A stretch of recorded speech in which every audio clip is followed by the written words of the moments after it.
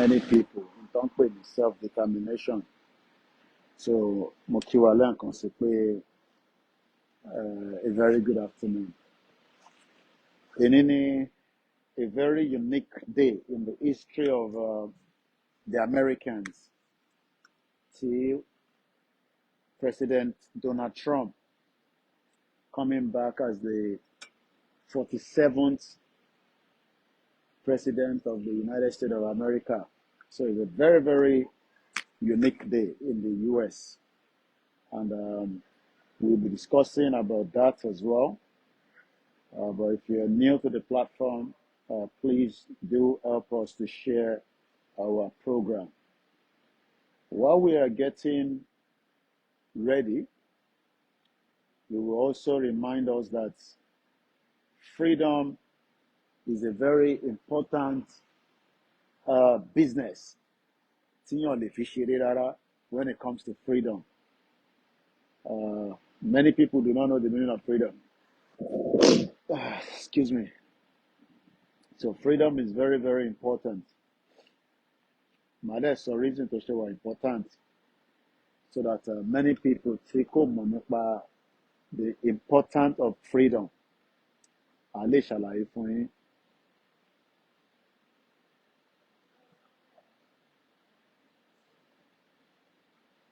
So, Mokiwale can say, aago mẹ́ta ló lù ní London. So it's coming up to 5 minutes past 3 p.m. in a local time in London. In case, you're wondering what is the time. The time is, I need to put this properly. Once again, about me share program. Mo jókòó bí àwọn tó fẹ́ jẹ sàárà. Tó bá ti fẹ́ jẹ sàárà ní mọ́ṣáláṣí, bó ṣe máa jókòó ní. So mo kí gbogbo alẹ́ nǹkan sí. Àkọ́kọ́ tẹ́ máa darapọ̀ mọ́ wa ní akíyín. Gbọ́ program wa rí akíyín. Mo kí ẹ, welcome to the transmission. I pray that many of you would have the same privilege like some of us have had, especially those of us that traveled out of the country known as Nigeria. Mokia brother, Miashiri Koikimedia, a very good afternoon to you. Good afternoon to the silent listeners and those that doesn't comment and those that comment as well. Welcome to my live program. Kini wọ́n pè ní freedom. If somebody asks you today that freedom, how can you explain freedom to somebody? And what in your own term is the definition of freedom? So if somebody say to you, I want my freedom, mo fẹ́ gba freedom mi, what does it mean to you as a layman? And how do you explain that to somebody else? That is the discussion this afternoon. Freedom. What does it mean to you? And why will Yòrùbá country be of importance than the current Nigeria that we all have today? Freedom, what does it mean to you? Is the topic of the discussion. So let's read some of your comments. Ẹ jẹ́ ká kà nípa comment yín. Kí ni freedom? Kí ló mean sí yín? Àti pé tá bá ń sọ pé a fẹ́ gba freedom wa, kí ni nǹkan tí freedom yẹn mean? Mo kí gbogbo ẹ̀yin tí ẹ̀ ń wọlé ní méjì mẹ́ta. Mo kí ìyàwó Ọmọlára Ògúndáre, mo kí yín mà. Mo kí yín ní orí Facebook, lórí YouTube. What is the meaning of freedom? What does freedom mean to you? Is freedom something that is worth fighting for? Or is it something that you just ignore and allow somebody else to fight? Abi, everybody has to fight. I know in Nigeria there's a lot of intimidation. There's no doubt about it. Many people want to be free in Nigeria, but intimidation is pọ̀ jù. And that is the reason why a lot of people do not want to even associate themselves with the right to self-determination, because they're worried, they're scared that the current, situation in Nigeria can make it difficult for them to be part of this movement. So many people that wants to be free are waiting for people else to free them from the shackles and the bondage of Nigeria. But notwithstanding, we must continue to encourage ourselves so that we can be free and be free forever. But is freedom going to be given to us for free? The Americans that are enjoying the freedom today, people fought for that. And I mean, a lot of people fought for it. So it didn't come free. So it might be set this properly. Yeah, I think it's better like that. So a lot of people that say at night so that we can be free. Kí lẹ rò pé a ṣe ń ṣe? So let's go into a bit of background and read about a bit of the history of America. So, ká lọ wo America. America is the talk of the show today. If you are not aware, Donald Trump is coming back as a president. Very, very important. So let's go and look at the America independence, how it happened, kí ló ṣẹlẹ̀. But let's talk about Donald Trump. As we know today in America, within the next few hours. So let's go and look at Washington, US time. Now, in America, these are the time zone as right now. In America, Chicago is 11 minutes past 9 a.m. Devon, 11 minutes past 8 a.m. Phoenix, 11 minutes past 8 a.m. Los Angeles, 11 minutes past 7 a.m. Honolulu, 11 minutes past 5 a.m. So US is 4 hours ahead of the UK, or probably backwards rather anyway. So what is the time in New York? What is the time in New York right now? The time in New York is almost, remember, the time in New York. Any time when in New York? Well, 12 minutes past 10 a.m. Ní England, United Kingdom, is almost 10 minutes past 3 p.m. local time. I won't pay 3 p.m. I shall pay 1500 hours. Now, let's go back and understand Tani Donald Trump. Some of you might know him, and some of you might never know him. At least, that is the guy we're talking about. Donald Trump. Very unique, very important today, that today he will be returning back as a president. Otijeri. Donald Trump is 78 years old. Odagbadia, 78. He was born on the 14th of June, 1946. So, Tabalowo, 1946. Ejeka Loyo, 1946.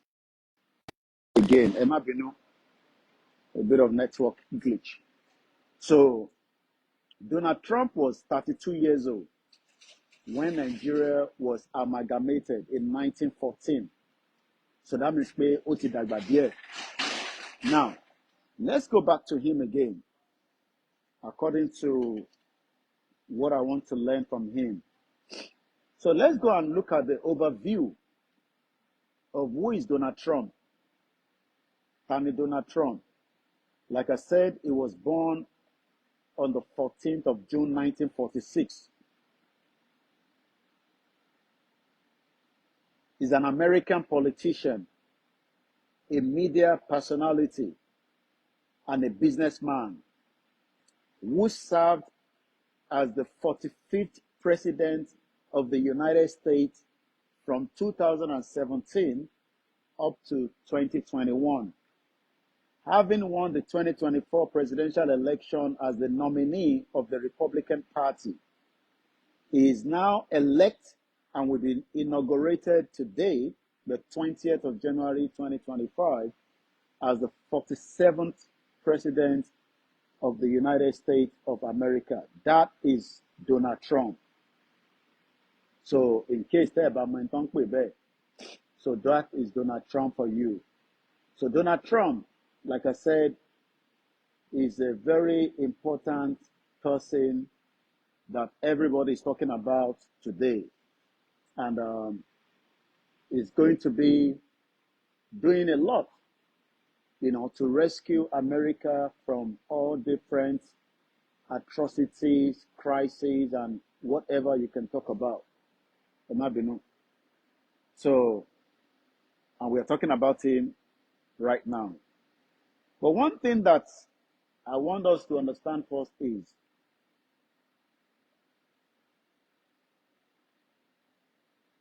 ǹjẹ́ Donald Trump tí ó di president lénìí, is it per chance or is it through a lot of hard work? What do you think? Ṣé kò rò pé Donald Trump tó di president nísìn, kí lẹ̀yin rò? Was this something that was easy, or was it something that entails a lot of work? Mo kí brother mi Abiodun George, mo kí Ogunmola Abiodun, mo kí ẹ̀yin tẹ́ wà lórí ìjókòó. Mo fẹ́ connect phone yẹn padà, ó ti disconnect mo bọ̀.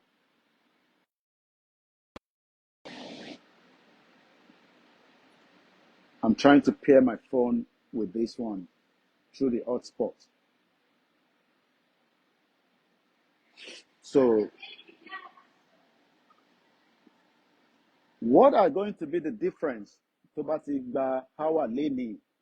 So he will officially become the president in the next maximum 5 hours or 6. He will become a full president. What are we expecting from him? Is the world going to be a better place? Or is going to be as it used to be? I don't know. We'll have to wait and see. But a lot of political analysts don't sọ̀rọ̀ nípa Donald Trump. Wọ́n ní Donald Trump can disrupt a lot of things. And that means that, okay, let's connect padà sí ẹjẹ́ ká padà sórí eléyìí. Mumbo. All right, I need to start this again.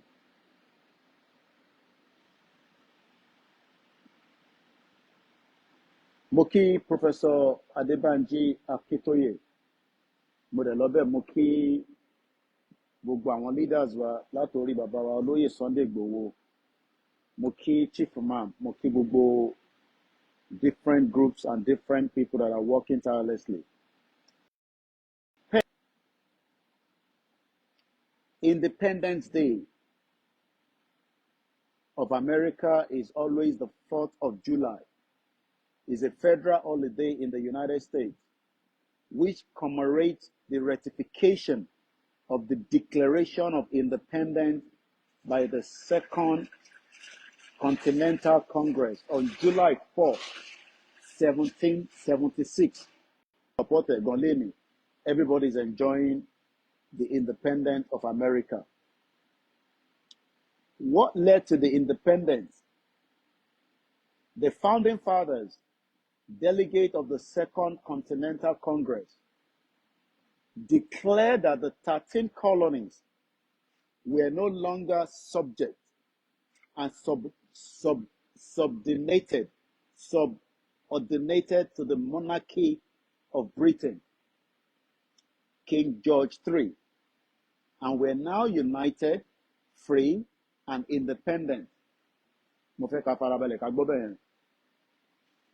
Ní 1776 àwọn kan kóra wọn jọ, wọ́n ní àwọn sí lábẹ́ United Kingdom mọ́, that they are no longer, subject to United Kingdom. Now, the question we should ask ourselves is, when do you think that the Yorubas and the rest of the indigenous people should stop being a subject of Nigeria? When do you think is the right time? When do you think is the right time? Ìgbà wo lẹ̀yin rò pé ó dáa ká sọ pé àwa náà à ń ṣe subject in Nigeria more? Not by social media, but by making it known officially. Let's go further. That they are now free and independent. A lot of us want to be free. Abibeko, we want to be free, but we don't even understand the meaning of freedom. How can you be free when you don't understand freedom? Because if you understand freedom, you don't give any sentiment country that has restricted your freedom. You are in a country, and that country is suppressing, subjugating your freedom, and you are still giving it a benefit to breathe. Country breathe. So many Yoruba people, the reason why we are suffering, it didn't suffer freedom. Our freedom is that we are waiting for, for something miraculous to happen. We are free from Nigeria. Many Yoruba people will continue to challenge us that why do you want to be free from Nigeria? Why not continue with Nigeria and make it work? And you ask them, how do you want to make Nigeria to work? Because Nigeria will never work. Evidence have shown that since 64 years of our union, it has been one failure to the other. Failure yẹn ló ṣì affect wa títí di wákàtí. But nígbà tí Yorùbá jẹ́ Western region, there was hardly any failure because the failure was reduced to make you to be free. But gbogbo àwọn tó gbádùn ní 1950s up to 1960 tí wọ́n fi jẹ nínú Western region, àwọn ló wá ń sọ fáwọn nísìnyí pé no, ẹ má jẹ́ ká free, ẹ jẹ́ ká lọ fix Nigeria. But everybody knows that there is no way you can fix something that is damaged. You cannot fix something that has many obstacle problems, which is we are not one. A kì í ṣe kan náà. A kì í ṣe ẹ̀yà kan náà. Igbo yàtọ̀ sí Yorùbá, Yorùbá yàtọ̀ sí Hausa, ẹ̀yà mẹ́ta tí wọ́n dá tí Elédùmarè dá sílẹ̀ tó ń pè ní location yẹn nìyẹn. Kò dẹ̀ sí nǹkan kan tó ń jẹ́ Nàìjíríà tẹ́lẹ̀. So I am going to the American independence again. The founding father, delegate of the Second Continental Congress, declared that the 13 colonies were no. I hope my audio is coming out about in the comment section. Moki Babami Mo Oludare JP, Moki Yawa Dupe, Moki Yawa Kemi. Please let me know in the comment section if my audio is coming out clearly. Before I move further, Kimako Masorosi, I need to know in the comment section, am I coming out clearly?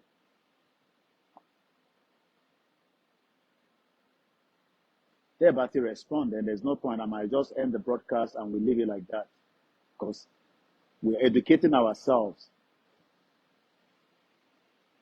Because I don't know why people don't want to engage. Comment. But about the platform, by everybody goes quiet and nobody wants to comment. So Tebati will respond, and there's no point. So Kapa program. So Kakuko Lugwa Domalo Shkebi no Malo won't come. Me lori Mote Kuku busy. From monitor Cotton Lola America. But Ape Pinton Lola America, Ape Kora Walekon. èèyàn kan péré ló ń gbọ́ gbogbo tá à ń sọ so that means pé àwọn tó kù ò gbọ́n kankan tí mò ń sọ látàárọ̀. All right. Ẹ ṣé Mr. Ganiu Suraju. Okay, audio is good. Ogunmola. Ẹ ṣé gan ni Mr. Arowolo. All right. Because that is the only thing you can tell us, because sometimes a lè wá sọ̀rọ̀ kọ́jú yẹn má jáde, and so at least everybody can hear. Ẹ ṣé gan ni. Mo dúpẹ́. Now let's move swiftly further. Mo tún to increase volume yẹn ní bíbá. Ẹ jẹ́ increase ẹ̀ náà ní bíbá. All right, ó clear ní wà okay now. So now let's go further. Mo kí ẹ ṣé gan ni Mr. Amusa. Loud and clear. Ẹ ṣé gan ni sir. It's kind of the encouragement for us as well. Now, let's go further. Nǹkan mẹ́ta ni mo fẹ́ ká gbé yẹ̀wò. United, free, independent. These are three different meanings. So ẹ jẹ́ ká kọ́ lọ wo kí ni wọ́n ń pè ní tá bá sọ pé United, kò ń ṣe Manchester United o. Kí ni meaning United? Tí bá sọ fún yàn nísìn pé United, what is the meaning of United?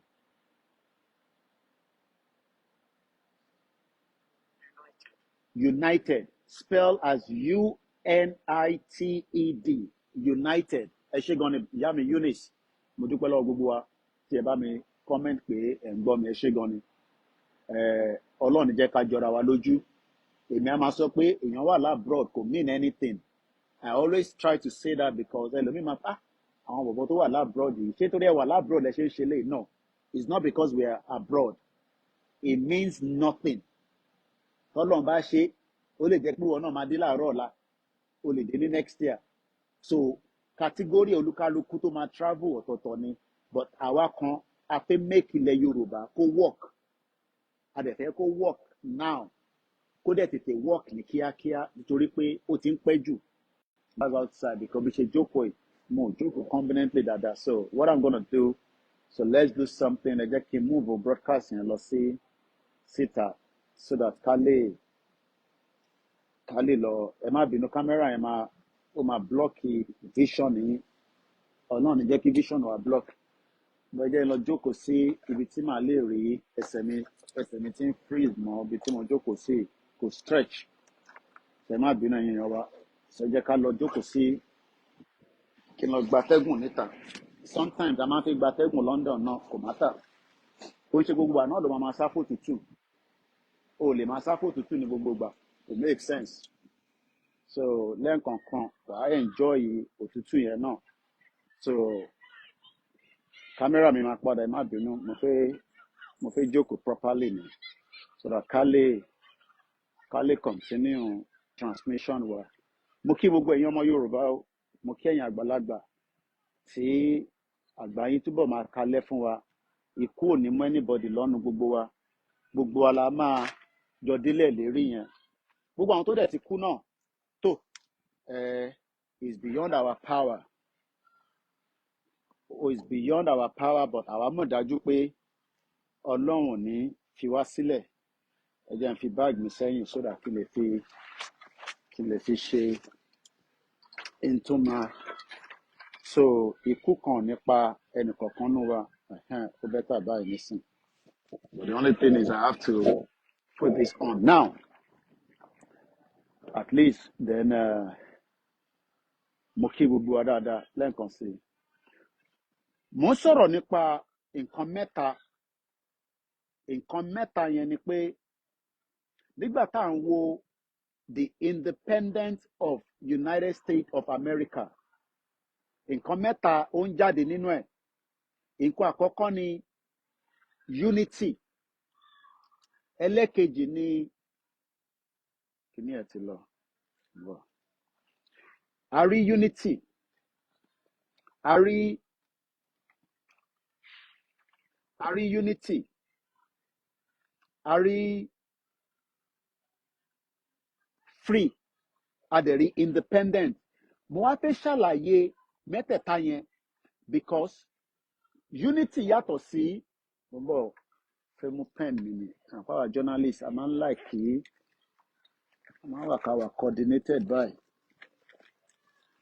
So ká sáré ṣe nǹkan kan now. À ń sọ pé unity à ń sọ nípa free a dẹ̀ ń sọ nípa independent. Ọ̀rọ̀ mẹ́ta ni kí ló dé tẹ́lẹ̀ tó ń connect tó ń disconnect. Nǹkan mẹ́ta: unity, free, united, free àti independent. Mo wá fẹ́ lọ wo kí ni dictionary meaning each of these words. Ká lè wo èwo ni ó relate má wà ti Nàìjíríà nínú àwọn ọ̀rọ̀ tí à ń sọ yìí. Kí ló relate má wà ti Nigerians in terms of ẹ̀yà tó wà, Igbo ni, Hausa ni, Yorùbá àti different indigenous groups tó wà nínú Nigeria. United. Join together politically for a common purpose. Feeling. Join together. Ìntọ́kó papọ̀. Òyìnbó wá láti bíbáyìí. Kí ló ṣe lè tó ń lọ tó ń bọ̀ yìí náà. Òyìnbó wá láti Europe, another continent. Continent táwọn wà yìí, continent kan ni mo wà báyìí nísìnyí wọ́n pè ní Europe. Ọ̀dọ̀ tiwa ló ń pè ní Africa.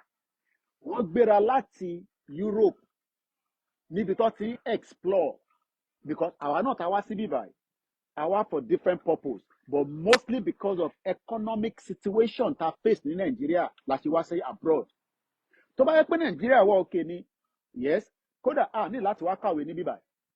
We have no reason to come and study here because a máa lọ sí university wa tó ń ṣiṣẹ́. Tá bá fẹ́ ṣe masters, a lọ sí university wa náà tá máa ti ṣe masters. Tá bá kọ̀ wá jáde bóyá a kàn fi lọ ṣe exchange program yẹn kẹ̀lé tá bá ṣe ń parí ẹ̀ báyìí a máa padà sílé because we have something waiting for us. Ẹ mọ̀ pé bọ́n ṣe ní àwọn bàbá kan ṣe enjoy nìyẹn tó bá kàwé tán. Kódà I don't see the reason why they were coming here to study because education system wa was top notch, but let's leave that for now. Ẹ jẹ́ ká hold on lórí united yẹn. Nǹkan mẹ́ta ẹ kọ sílẹ̀: united, free and independent. We are treating three different words. Nǹkan mẹ́ta là ń treat, and these three different words have different meaning. But are we united in Nigeria? Ǹjẹ́ we united? And if you are saying to me pé our united because àwọn òyìnbó English tó wá láti Europe tó wá convert wá sí Nigeria pé káwa united, ǹjẹ́ àwa fúnra wa ǹjẹ́ a lè agree pé àwa united nínú Nigeria? Are we united? And if we are united, what are the indices? Kí là nǹkan tá a máa fi mọ̀ pé Koiki irọ́ ló ń pa náà? Àwa united ìbájọ́ máa ń gbá bọ́ọ̀lù together gbogbo Nigeria. A lọ gbá World Cup. Ṣé rántí kinní kan 96? A lọ gbá World Cup. Wọ́n kó gbogbo ẹ̀yà kan náà. Wọ́n kó wọn sórí pitch. Wọ́n kó wa sórí pitch. Tàbá wa ń sọ Yorùbá tí Rashidi Yekini tó bá ní gbá bọ́ọ̀lù sí bíbáyìí. Hausa tó wà níbẹ̀ kò gbọ́ nǹkan tó ń sọ. I'm sure pé gbogbo táǹtà ọba ń gbá bọ́ọ̀lù yẹn wọ́n máa ń lo broken English láti fi connect, láti fi make sure pé tí Finidi George tó bá sọ èdè míì lórí pitch, ó ṣeéṣe kí ẹlòmíì tó gbọ́ èdè yẹn kò ní lè communicate. Ẹ rí i pé àwọn tí èmi ti lọ sí Turkey níbi tó ti ń gbá bọ́ọ̀lù. Ẹ mọ̀ pé mo ní history Turkey lọ́wọ́, kò ń ṣe joy ni màá sọ fún yín. Lórí football tó ń gbá àwọn kan wà lórí pitch yẹn wọ́n gbọ́ pa. So wọ́n ní láti make sure pé kódà team kan wà ní Turkey, coach wọn kò gbọ́ tọ́ka, kò gbọ́ èdè tó ń sọ. So wọ́n ní láti employ another person wọ́n ní the talent brain ẹ̀ because wọ́n mọ̀ pé brain ẹ̀ òun kọ́ ni èdè yàtọ̀ but wọ́n mọ̀ pé brain yẹn wọ́n ní the brain ẹ̀ so what they did was wọ́n employ ẹlòmíì tó máa ṣàlàyé fún tó bá ń ṣàlàyé fáwọn àwọn players tó bá ń ṣe training mo fẹ́ divert too much mo fẹ́ ká focus lórí are we united Mr. Ayinde Ola ẹ lè comment to màkà síta Mr. Ayinde Oladimeji ní Nigeria are not united because we have not got one language a kì í ṣe èdè kan náà yet we are expecting to have a united country that will work so tá bá ń sọ fún àwọn north pé we want to come and invest in the north but pork la fẹ́ fi operate we want to run a pork business can I go to the north now and run a pork business ẹlẹ́dẹ̀ àwa like láti jẹ ẹlẹ́dẹ̀ ní southwest it's a meal ǹjẹ́ báwọn ṣe ń kó màálù wọnú oko wa ǹjẹ́ lè dá màálù sí gbogbo títì wọn no sorry ǹjẹ́ lè dá ẹlẹ́dẹ̀ kẹlẹ́dẹ̀ máa káàkiri kó máa kọjá wájú mọ́ṣáláṣí kó máa kọjá gbogbo everywhere ǹjẹ́ a lè kó ẹlẹ́dẹ̀ business pig can we take a pig business to the north and set it up and then run it ká overrun wọn because what we are witnessing in Yoruba land today with this influx of cows can we replicate the same thing and take pig ẹlẹ́dẹ̀ ká da business ẹlẹ́dẹ̀ ká kó lọ sí north ká lọ máa ṣe business ẹlẹ́dẹ̀ níbẹ̀ ṣé wọ́n máa tolerate ẹ̀ ṣé wọ́n máa accept ẹ̀ I'm sure most of you agree that it can never be done now that indicator means that we are not one united country ẹ̀mú yẹn dání now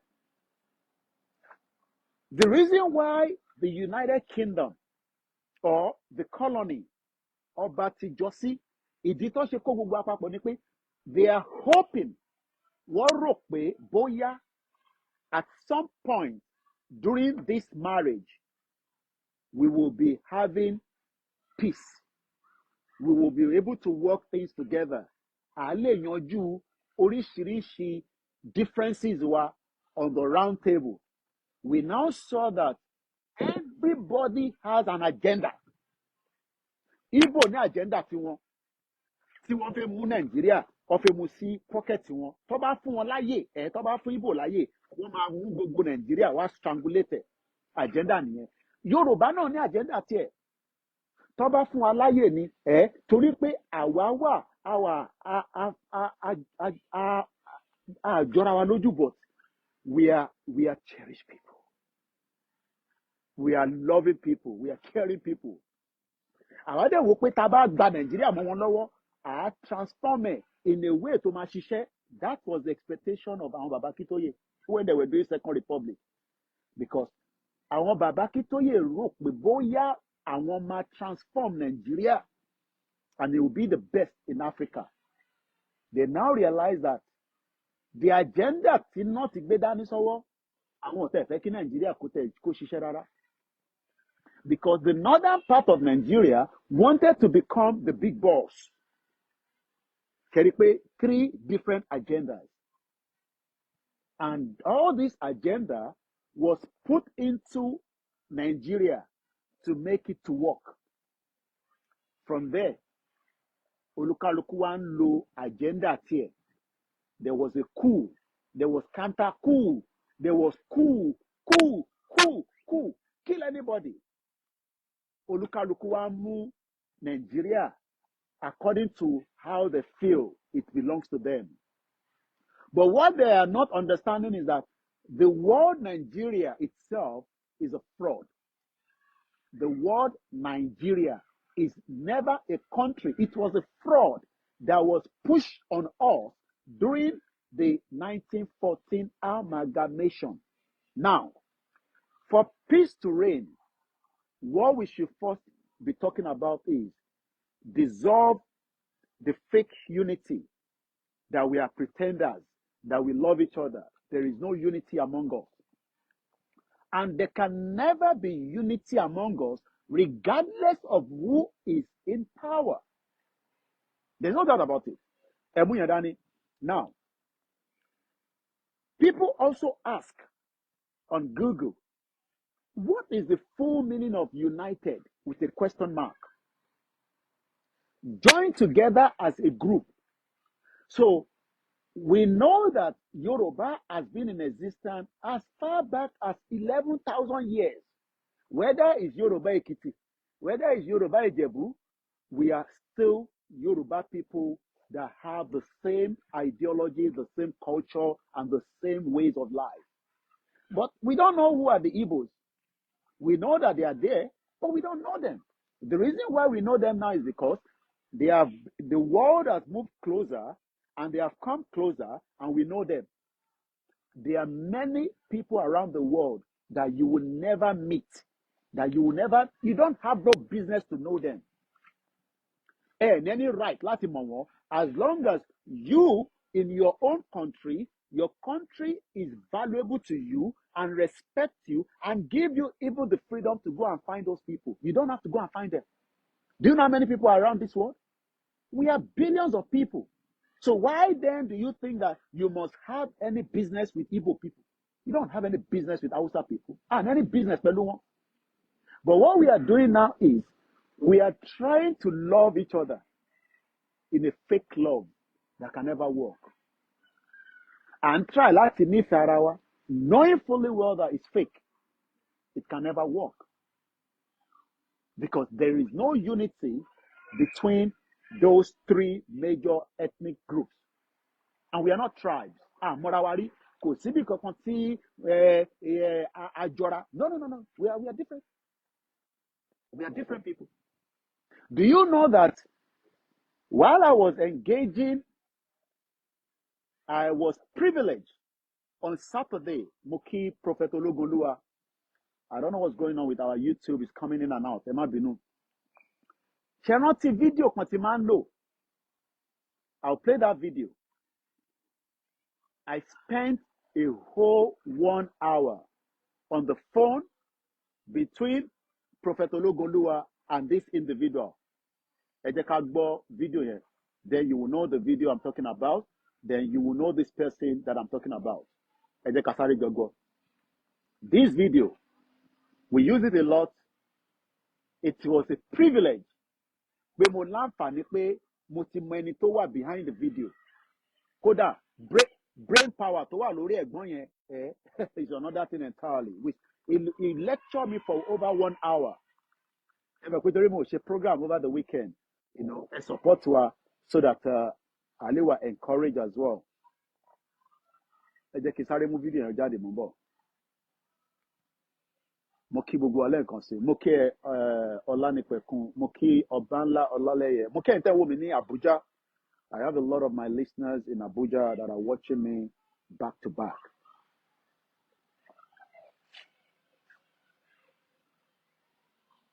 All right, ẹ jẹ́ kí n lọ wo message tí mi àtẹni yẹn. Mo kí wa lẹ́ẹ̀kan sí. Mo kí Professor Akintoye. Brother yìí wà lórí Twitter, fẹ́yìn tí ẹ bá fẹ́ lọ follow ẹ̀. Wọ́n ń pè ní orúkọ wọn lórí Twitter ní Ẹ̀dá Ọ̀tọ̀. We had, that is his picture there. It was a privilege for me to speak with an icon that told us this. Remember this video? Listen to it. There is no land called Nigeria. There is no language called Nigeria. There are no people called Nigerians. We are only deceiving ourselves. We are not Nigerian. Okay, where is Nigeria? Where is the land called Nigeria? What is the Nigerian language? We are nations that had been forced together to live in one pathetic country. So anybody who goes there today to say, pray for Nigeria, that person is just fooling himself, because the people who want to be that Nigeria have not yet sat down and agreed if we want to be one Nigeria. Mo kí lẹ́ẹ̀kan sí, mo kí ẹ̀gbọ́n mi Ẹ̀dá Ọ̀tọ̀. I didn't even know that he's into music as well. Kódà wọ́n ṣàlàyé bí fídíò yìí bó ṣe generate. It was before the election of 2019. ní Ìkẹjà àwọn ń lọ tí wọn but ẹni tó rí wọn ẹ mọ̀ pé tẹ bá wo fídíò yìí dáadáa wọ́n lo bead gẹ́gẹ́ bí culture wa so wọ́n rò pé àwọn ẹ mọ̀ pé a máa rán àwọn kan tó máa wà láàrin Èkó tó máa wọ white bí àwọn tó máa so ẹni tó engage wọn yìí kò tẹ expect pé kí n tó máa bá lẹ́nu wọn wọ́n ní fídíò yìí gùn jù bẹ́ẹ̀ lọ ẹni ló cut ibẹ̀ yẹn it was a bigger video but we'll come back to that but we spent 1 good hour kódà ẹnu wọn ni mo ti gbọ́ pé ilé kan wà ní Ìbàdàn mo fi sáré lọ mú jáde ni o a sì máa padà sórí free and independent I'm watching the time we have about 15 more minutes there is a house in Ìbàdàn ẹ̀yin ọmọ Ìbàdàn mo kí yín àní ìran wa the more tá a bá pẹ́ sínú Nàìjíríà Ọlọ́run má jẹ́ kí òṣì àti ìbànújẹ́ ká máa jí ba lójoojúmọ́ the more tá a bá pẹ́ sínú Nàìjíríà because Nàìjíríà ò ṣe country rárá níbo ni Google mi wà mo mọ tó ṣe eléyìí tó ń lọ tó ń bọ̀ is just upsetting mo ń bọ̀. During our discussion I learned quite a lot mo note ẹ̀ down orí laptop mi ló wà bọ̀ mo lè rántí ẹ jẹ́ ká lọ sí wọ́n ń pè bìkan ní Adébísí Ìdíkan. How many people knows this man? Have you ever heard about a man called Adébísí Ìdíkan mansion in Ibadan? How many Yoruba people mọ̀ pé ilé kan wà tó wà ní Ìbàdàn? Ó sì wà báyìí bí ṣe ń bá yín sọ̀rọ̀. Mo fẹ́ mọ̀ bí àwọn èèyàn tẹ̀ mọ̀ bẹ̀ rí àbẹ́ ọmọ bẹ̀ àbẹ́ gbọ́rí. I'm sure pé àwọn àgbàlagbà wa kan tó bá wà lórí program. Ẹ bá mi sáré comment. Ǹjẹ́ ti gbọ́ nípa bàbá kan tó ń pè ní Adébísí Ìdíkan mansion? How many people have heard about it before? Àwọn yìí tó máa ń sú wa nínú program nìyẹn tá a bá ti sọ̀rọ̀ báyìí mo ti repeat ẹ̀ bẹ́ẹ̀ mẹ́ta ó yẹ kí n ti máa rí comment kó máa flow àbájá àwọn a máa ń rí náà lórí iṣẹ́ bá ti lọ ṣe prayer tá a bá máa comment eléyìí tá a ṣe náà ìwàásù náà ni tẹ́ ẹ̀ bá mọ̀ ẹ sọ pé no àmọ́ pé yín ò mọ̀ ẹ̀yin tẹ́ bá mọ̀ ẹ dẹ̀ bá sọ pé yes mo ò rí comment kankan lórí YouTube so I'm not sure why I'm not picking any comment on YouTube but I can't read any comment.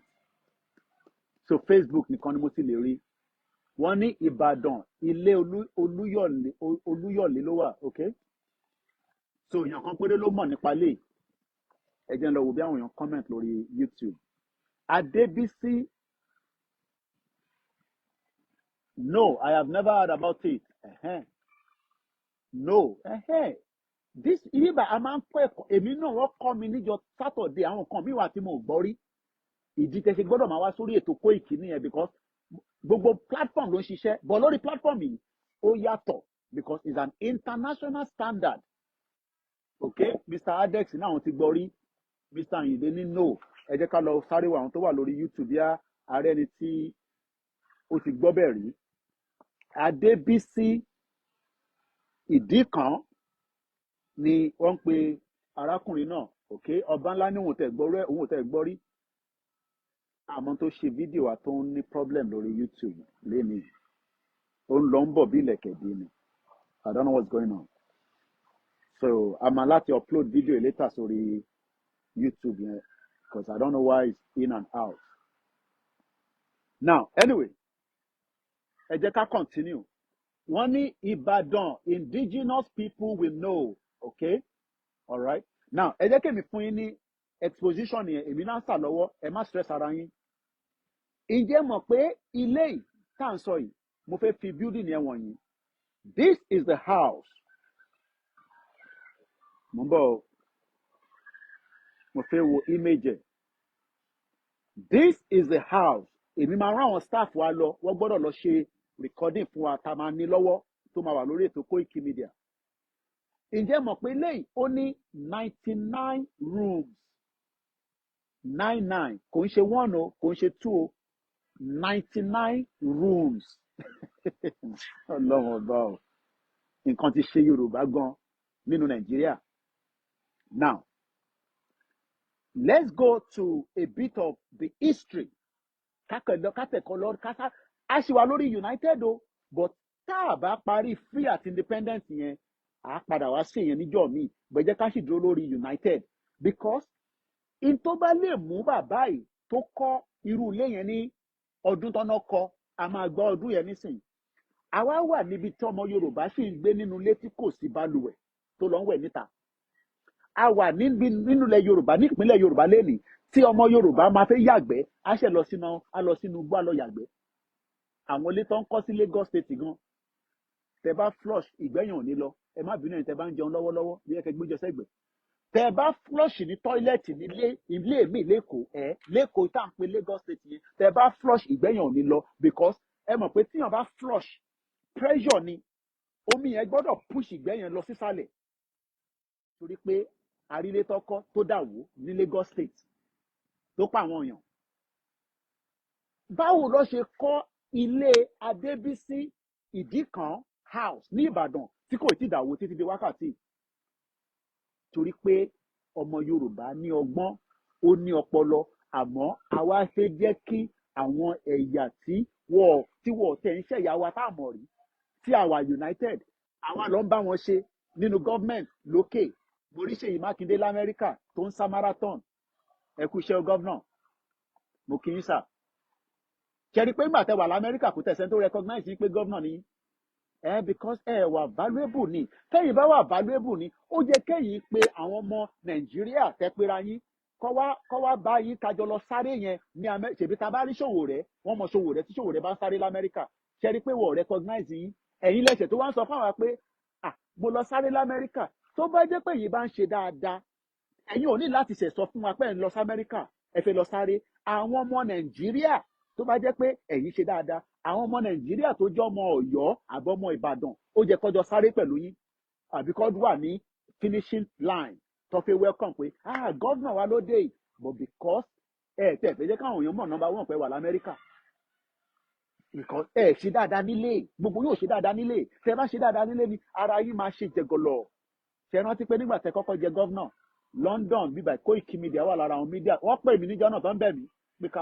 wá fún yín ní live coverage ibẹ̀ kọ́ là ń lọ ẹ jẹ́ ká dúró lórí ilé tí wọ́n ń pè ní Adébísí Ìdíkàn the name orúkọ ẹni náà Samuel Sanusi Adébísí Gíwá òun lórúkọ bàbá náà will most likely not ring bells. No, let me take it again. The name Sanusi Adébísí Gíwá will mostly likely not ring many bells in today's time. Báwo ló ṣe fẹ́ ring bell? Because ẹ̀ ń wo àwọn ilé tó ń kọ́ nísìn tí kò ní standard. Ẹ̀ ń wo àwọn ilé tí wọ́n ń jù sórí social media tí kò ní standard. Yorùbá dẹ̀ ní street ní Ìbàdàn. But nígbà táwa nú Nàìjíríà ṣe mọ̀ pé Nàìjíríà ò jẹ́ kí irú ilé yẹn kó flourish kò jẹ́ ká sọ irú ilé yẹn di ibi tí àwọn èèyàn máa fowó wò ó. Ẹ jẹ́ ká continue. I certainly hadn't heard about the 19th century entrepreneur. Ó dà pé ẹ̀gbọ́n kan tí mo sọ. 19th century tá à ń sọ yìí a wà ní 21st century. 19th century yẹn wọ́n tí ìná pé bí a lọ́ti náà fẹ́ amalgamate wa because Nigeria was amalgamated in 19th century 1914. But wọ́n jẹ́ kó yé wa pé àwọn ọmọ olówó Yorùbá kan bẹ as far back as 19th century. Ìlú Ìbàdàn máa láti rí tí stampede pa àwọn èèyàn. Báwo ló ṣe ṣẹlẹ̀? How come? Ní ìlú tí mo rí ẹ̀bẹ̀ àròlé 1010 ẹ má bínú ẹ ti pè mí à sọ̀rọ̀ mo busy lẹ́nujọ́ mẹ́ta ẹ̀ mo mọ̀ pé bẹ́ẹ̀ ká wá sórí program ká wá sọ̀rọ̀ ni but mo busy díẹ̀ ẹ má bínú sí mi. Ọmọ Yorùbá ò tẹ̀ mọ̀ pé ní Ìbàdàn rí ní 19th century àwọn olówó ń bẹ níbẹ̀ tó kọ́ mansion tó jẹ́ 99 rooms. Ilé yẹn dẹ̀ sì dúró kò tí wò ó kọ́lọ́n jẹ́ kó lè maintain ẹ̀ kó sì wà bẹ́ẹ̀ forever. Ẹ jẹ́ ká continue quickly torí àsìkò. Arákùnrin tó kọ write up yìí ó ní my visit to Trans Amusement Park proved to be very fruitful. I met some ẹ̀gbọ́n ẹ mọ̀ pé ẹ̀gbọ́n la máa ń pera àwọn tó bá dàgbà jù wá lọ who told me about the man. Ta ló ń pè man náà òun ni Sanusi Adébísí Gíwá ẹni tó kọ́ ilé 99 rooms nínú building kan wọ́n kọ́ 99 rooms kò ń ṣòtẹ́ẹ̀lì o ilé tó ń gbé ní 19th century àwa wà nínú òfò torí inú òfò ní Nàìjíríà tá wà torí tá a bá sí nínú òfò ni kò jẹ́ kí irú àwa wà nínú inú òtútù yìnrìn yìí ká máa sọ pé a fẹ́ gba freedom kẹ́yìn kan máa sọ fún wa pé ká ṣọ́tọ̀ ẹni máa kú ló máa kú lọ́rọ̀ táwa ń fà yìí ẹ̀yin dẹ̀ lẹ́ máa kú torí pé ikú gbọ́dọ̀ pa yín fún ìyà tẹ́ ẹ̀ ń fi ìran yín jẹ ìran tí kò jẹ́ kó jìyà rárá àní máà tí ó sọ̀rọ̀ yìí ẹ jẹ́ kí n sáré play video ẹlẹ́ẹ̀kan sí wọ́n sọ̀rọ̀ báyìí níjọ́ Saturday mo ò sunkún bọ̀ àwọn nǹkan míì tán bá mi sọ tọ́ba bíbà bá ọmọ Yorùbá kan dá tọ́ba bíbà bá yín dá ẹ sọ fún wa pé ká má gba Yorùbá nation gbé Nàìjíríà ní ká gbà ikú máa pa yín ní ẹ̀ ní ṣoríire bomb bastard ikú gbọ́dọ̀ pa gbogbo yín ni tẹ́ bá gbọ́ nǹkan tẹ́ gbọ́n yìí sọ ẹ̀gbọ́n yìí ló ṣe fídíò yìí tí gbogbo wa máa ń gbọ́ lórí show Koikimedia léraléra mo bá wọn sọ̀rọ̀ níjọ́ Saturday 1 good hour la fi sọ̀rọ̀ àwọn history mi wà tó sọ fún mi níjọ́ Saturday yẹn ìjọ mi la máa sọ gbogbo yẹn ẹ̀gbọ́n yẹn lẹ́ǹkan sí.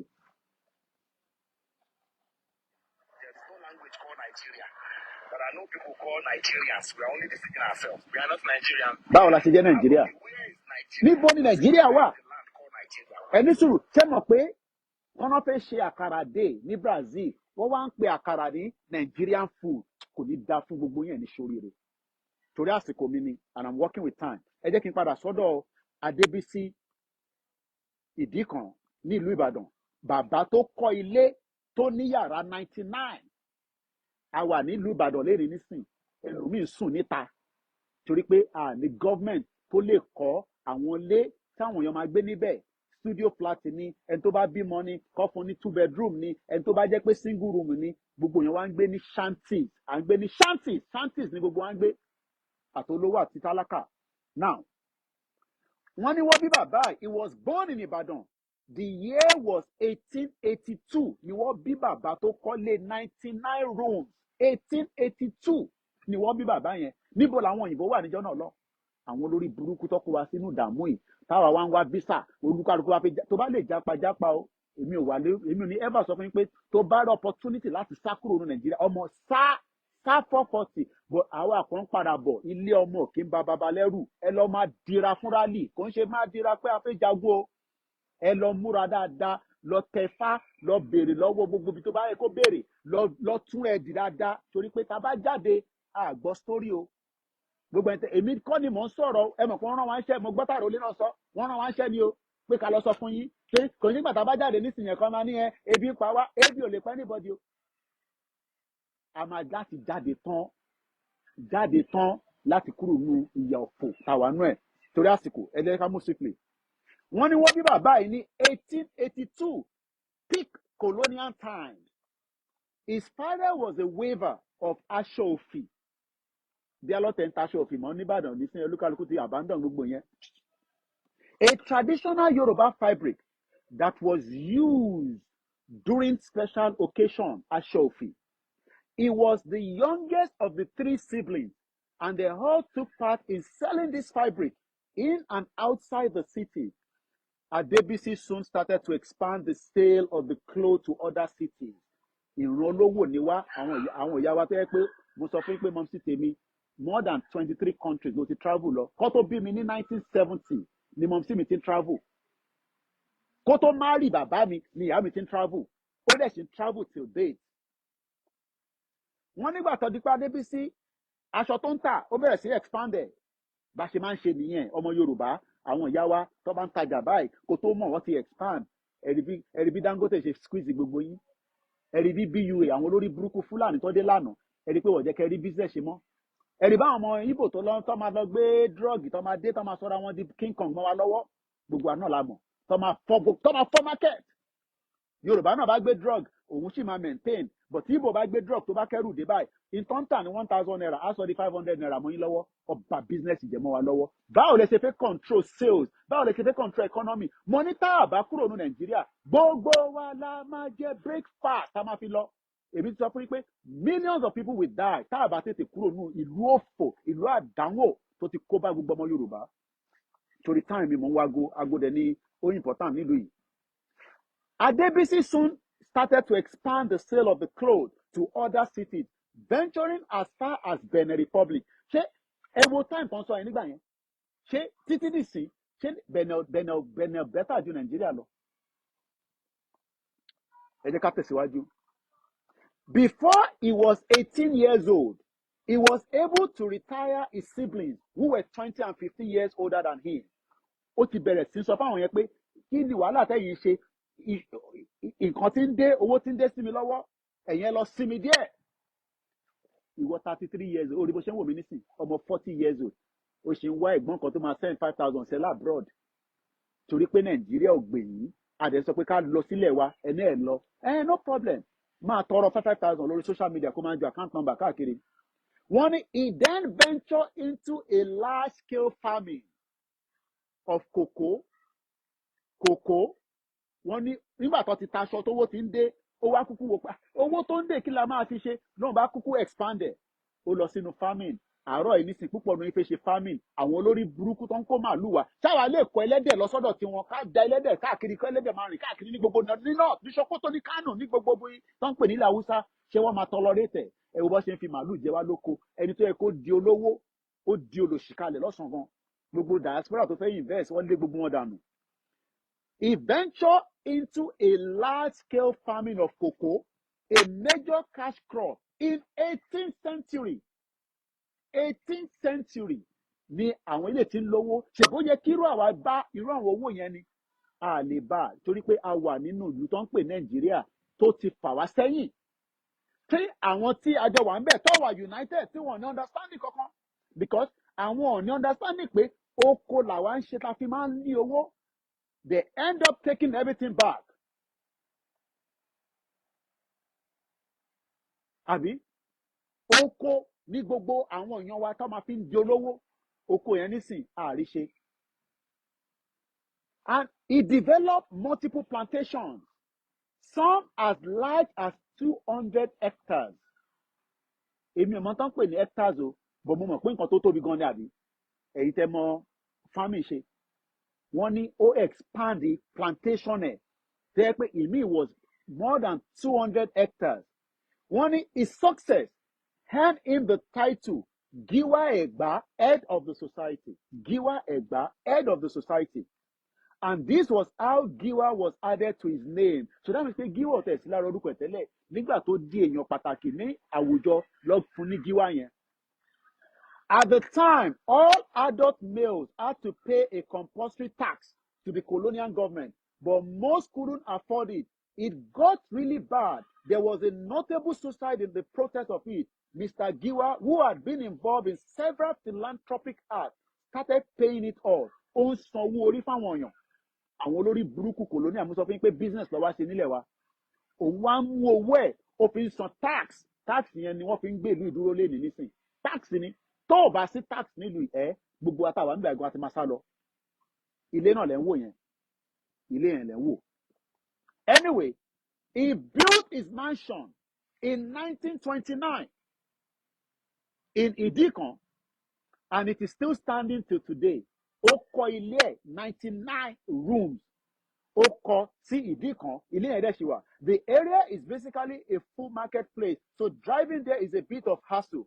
But I did it anyway. It is pretty spectacular. Although it is not a very big compound, his private museum is at the back. He is buried alongside some close family members and his 3 favorite horses. The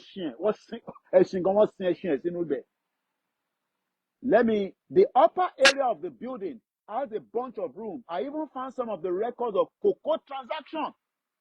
The record of cocoa transactions, along with some of his personal clothing. These things need to be preserved and displayed properly before it's collecting dust. Ẹ wo transaction tí bàbá ẹ̀ ní 18th century tó fi ń ṣe kòkó. Máa sọ pé kí n shut up ní London, okay? Máa ní pé ariwo tá ń pa pé ó ti pọ̀ jù ká lọ gbẹ́nu wa dákẹ́. Bomb bastard, ìyá máa jẹ gbogbo wa ká tó débi tá ń lọ ni. I gotta go now, thank you so much. I continue nípa free àti independent unity tó bá jẹ́ pé a wà ní ilẹ̀ Yorùbá wa tàdé wà united ṣe mọ̀ pé irú ilé bàbá yìí àti replicate káàkiri a ti wà ní gbogbo ilẹ̀ Yorùbá just like bó ṣe kọ́ Cocoa House. Máa sọ pé ó fẹ́ Yorùbá nation, máa fẹ́ Nàìjíríà, Nigeria kill you there. Mo kí gbogbo alẹ́ nǹkan sí o. Thank you so much. Bye for now.